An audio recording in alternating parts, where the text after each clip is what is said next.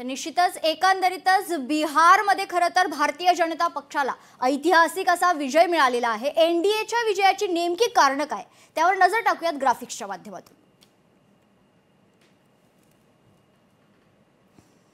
तर बिहारमध्ये खरं तर भारतीय जनता पक्ष हा सर्वात मोठा पक्ष म्हणून आता प्रस्थापित झालेला आहे। मोठा भाऊ म्हणून खरं तर भारतीय जनता पक्षाकडे बिहारमध्ये पाहिलं जाईल।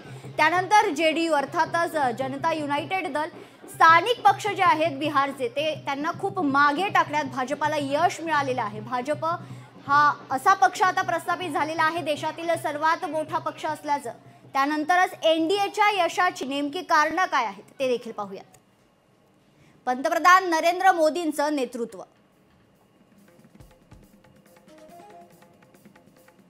तर एनडीएच्या यशाची नेमकी कारणं आपण पाहतोय। नितीश कुमार यांच्यावर गेल्या 20 वर्षांपासून असलेला विश्वास,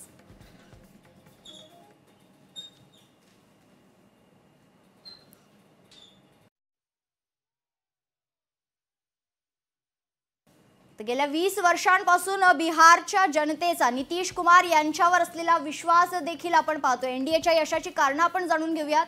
नेमकं काय कारण आहे की बिहारमध्ये एवढं मोठं यश एनडीएला मिळालं। लाडली बहना योजनांचा बोलबाला देखील बिहारमध्ये पाहायला मिळतोय। महिला आणि ज्येष्ठ नागरिकांकरिता योजनांचा पाऊस। अमित शहांनी जवळजवळ 36 प्रचार सभा बिहारमध्ये घेतल्या।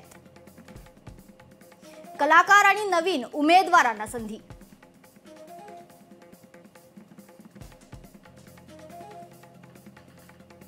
तर बिहारमध्ये एनडीएच्या यशाची कारणं आपण जाणून घेतलेली आहेत।